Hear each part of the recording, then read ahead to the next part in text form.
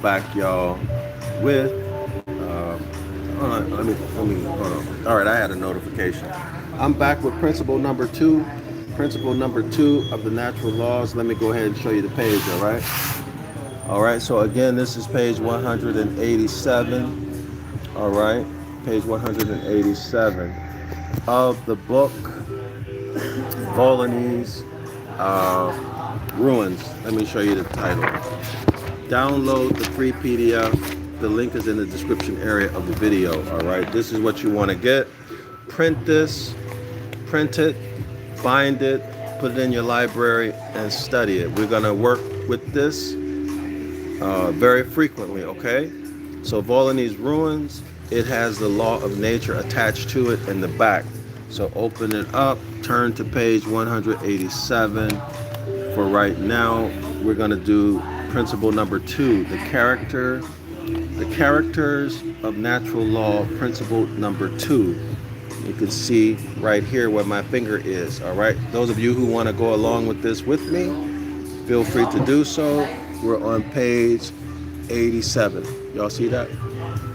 So let's begin. Let me turn my camera around. All right, so here we go.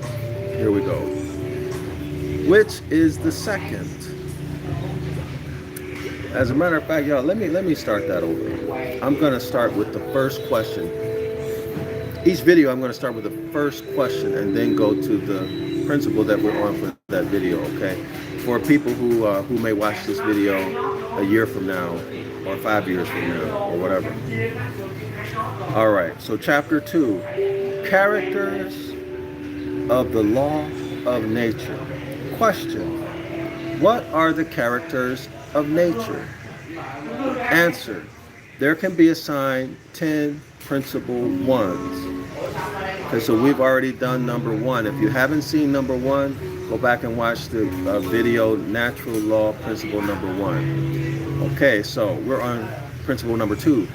Question: which is the second? Which is the second principle? Answer: to be derived immediately from capital God and presented by him to each man. Whereas all other laws are presented to us by men who may be either deceived or deceivers. So let's go back and analyze this. The answer: to be derived immediately from capital God. So let's look at the etymology of capital God. Capital God in Latin, if I remember correctly, is Zeus. Dius, D-I-U-S. Y'all go back and look that up. Dius is Zeus. But anyway, go back and look it up. This is in Latin. Okay? Now, when you move into the Middle Ages, capital God becomes Odin, the deity Odin, Woden, which is in its present form spelled, or that deity's name, Odin, Woden, today, modern times, is spelled G-O-D. All right? Let's take a look at this further. When you look at the so-called Hebrew scriptures, the word that's being translated as G-O-D in the biblical or modern Hebrew is the Elohim, all right? Which can be plural or singular, depending on which grammar rule you respect, okay? That is to say that this Elohim, or these or those Elohim, it can be one man, for example, a magistrate, a judge, someone else who has significancy and power, all right, and elite, okay? A powerful person is an Elohim, all right?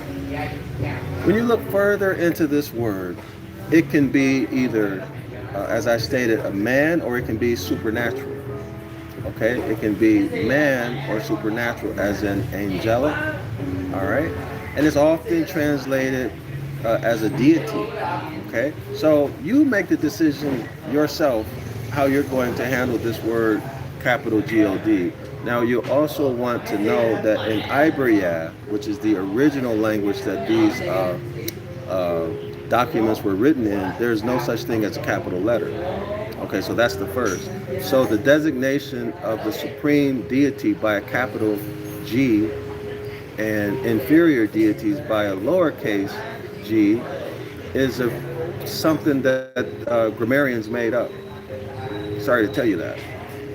Something that the Bible writers, or translators rather, they just made it up. Why would they make up something like that? Well, it should be clear to you. They made it up so that they can manipulate and deceive you.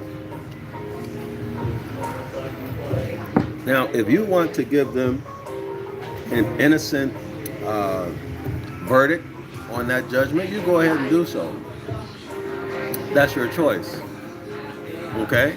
But in my mind, if it was innocent, they would have translated it in a way that reflects the true meaning of the word. All right? So that matter, in addition to all the other Jeremiah 8:8 occurrences, tells me that it's an intentional deception. By the way, when you're calling on the Zeus deity, or the Odin Wooden, or God deity, okay, so no, God is Odin. Odin, a specific deity. A specific deity, not a general term used for all deities. Okay, as you thought. It's not that. Okay? So you do with that with what you want. But let's go back to it.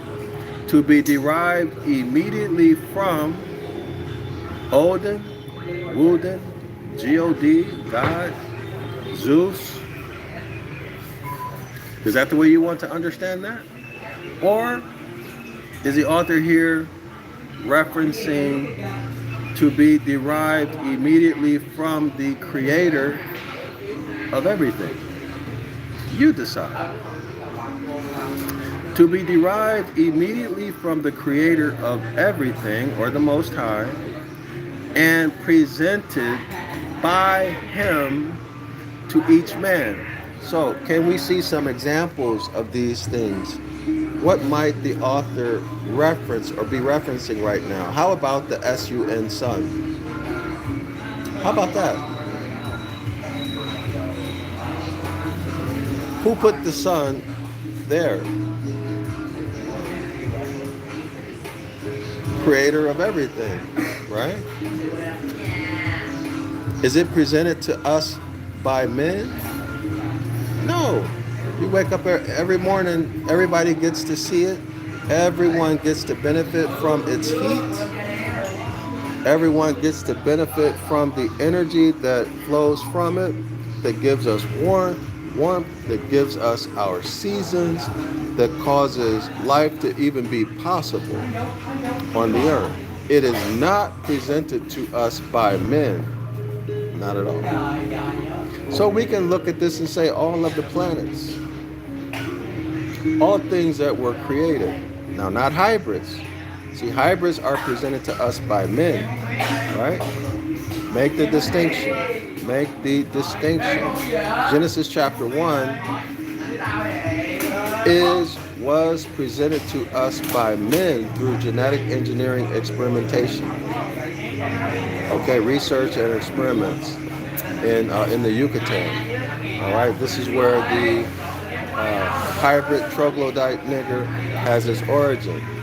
Okay, and of course, as you all know, according to our ancestors, our account of what happened, they were kicked out of the Americas.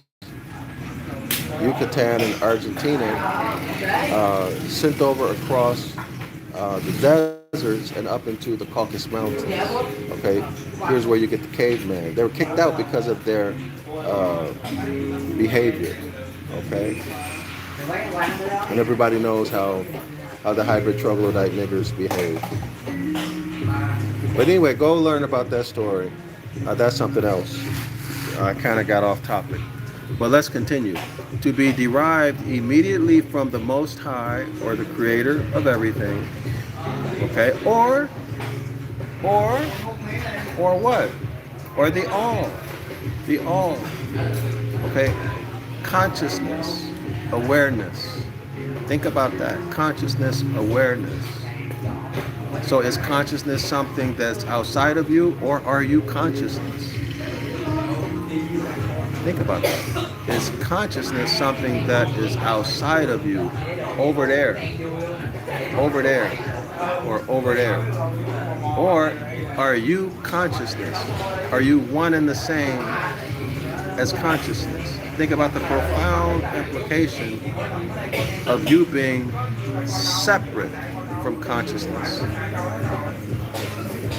and the profound implication of you being one and the same consciousness. Think about that. Think about that in the context of this. To be immediately derived from consciousness.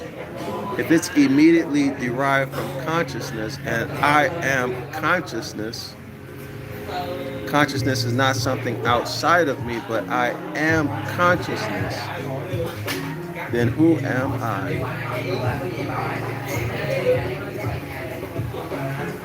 And who are you? Question. Which is the second principle? Answer. To be derived immediately from consciousness, from the Most High,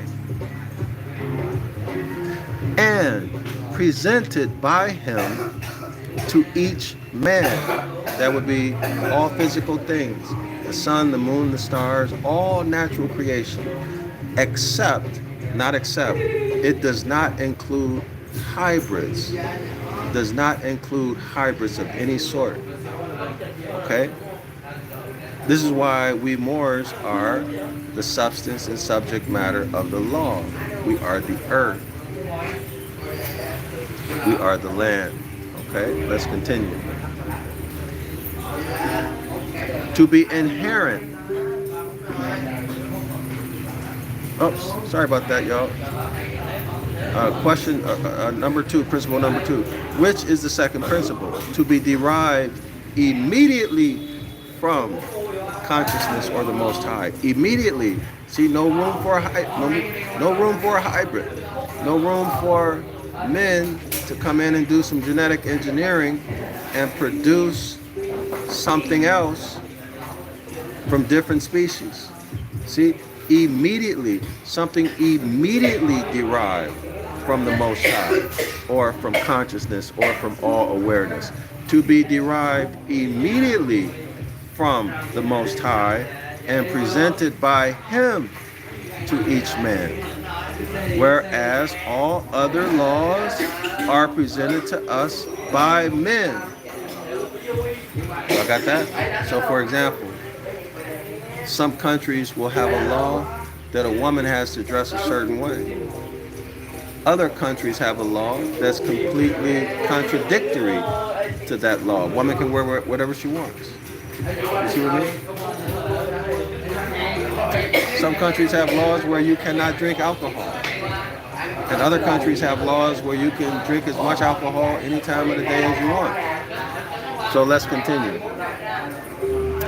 Whereas all other laws presented to us by men who may be either deceived or deceivers. What about this one? What about this? What about gold and silver? Gold and silver being money.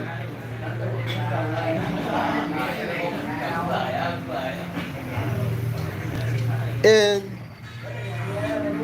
contradistinction to fiat. Y'all see that? Is there deception taking place? Of course. Deuteronomy chapter 28. If y'all watched the video that I did the other day, wait a minute. I don't know if I did it on YouTube or if it was in my classroom. Deuteronomy chapter 28, I believe it's verse 20. If you go look at that, you'll see vexation. you'll see that one of the curses is vexation. But when you look into the meaning of vexation, you're going to see that public policy, the legal system, according to Deuteronomy chapter 28, will be used to harass the House of Yasharala. Moors. Y'all see that? Moors. If you haven't seen that, I think that video is on YouTube. Go watch that video. All right, y'all. That's all I got for that. It's just pretty good. It's only 15 minutes. I'm DrYasapa. If you are getting a good benefit from this video, consider donating to our project to write the book of the law in Ibaryath, along with a true, faithful, exact, and precise rendering of each word, each verse in English, so that you can see exactly what our ancestors wrote, what their thinking was, and what the Most High actually said.